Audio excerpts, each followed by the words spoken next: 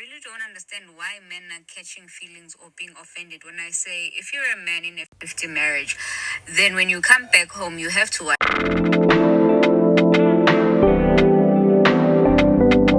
the dishes, you have to make the bed, you on weekends, you have to cook as well, you have to mop, you have to do homework.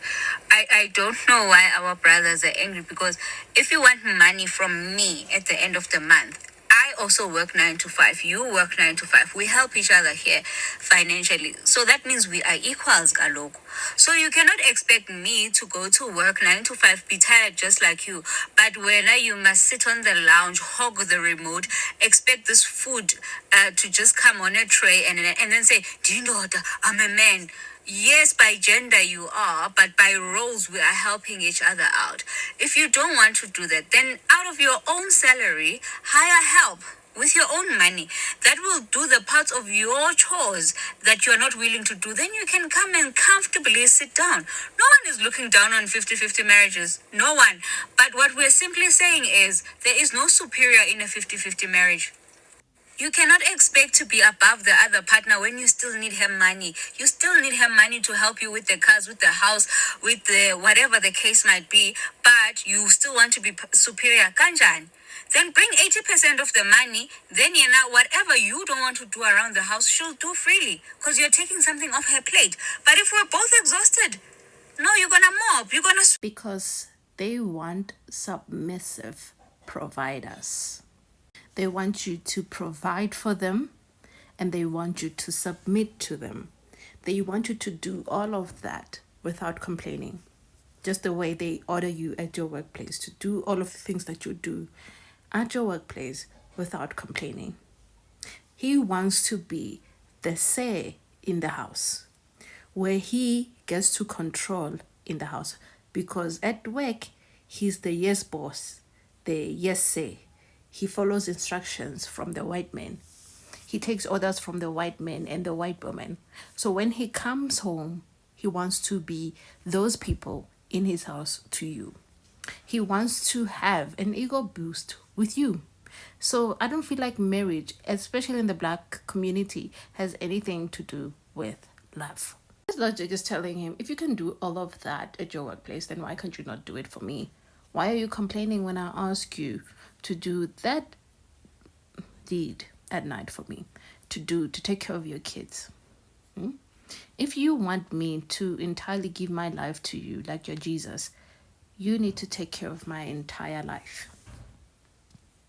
Now, unfortunately or fortunately, depending on how you see it, I do not nest the egos of men. I'm not the woman that you're going to need to feed your ego. I feed my own ego. I love myself. So with me, you're not going to get that ego boost that you desire.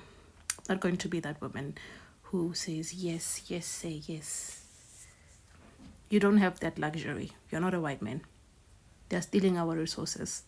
And you want to sit down and kotling, pressing remotes? Really? You should be working. You should be. Scary of the head. Do what all heads do. Do what all heads do. So based on your comment, my logic is telling me, because we are in a 50-50 setting, I must pay you back for your intentions to marry me, forgetting that the entire process of even getting a wife as a man was to showcase your ability of taking care of her and the entire household. Since we are then both working, I must then pay you for that money you spend on me by taking care of the household, going out to work, carrying your last name, and then enhancing your last name, which has nothing, by the way, nurturing the children, nursing you as well, while you do nothing. All this time I could have spent making my last name richer. I must be invested in your lineage that you do not give a fuck all about. I do not care if it's 50 men or men who do this. That's a debate for you guys to have among men. There's a man called Theophilus Shepard. He's the one who reconstructed what it means to be married traditionally. The process of marriage has been filtered through Western customs and traditions. To our people, we understand that lobola is like a passage, a process that will lead you to another process. You are not yet married. The man sets his intention. You haven't even entered the marriage of the spiritual union of two families which are binding. That's why I'm saying there's an entire conversation on its own that needs a separate conversation. People do not understand what it means to be married for both men and women, and how you should even conduct yourself as married people. That's why men nowadays bring about 50-50 conversation to the process of lobola. That on its own automatically tells me that you do not know what you're talking about. You want to remix the so-called tradition with Western beliefs to uphold your fragile ego as a man, that you do not want what it means to be a married man. Yet you slept with women higher than my body height. You want to enter pure water, yet you're very contaminated. If anyone should get through us in this union of marriage, you'd be the first one as a man to be attacked. Nowadays, when they get married, they do weird things. Even the elders. There's a Western wedding, and then there's lobola. I don't understand what's going on. Yet they wonder why divorce is so high.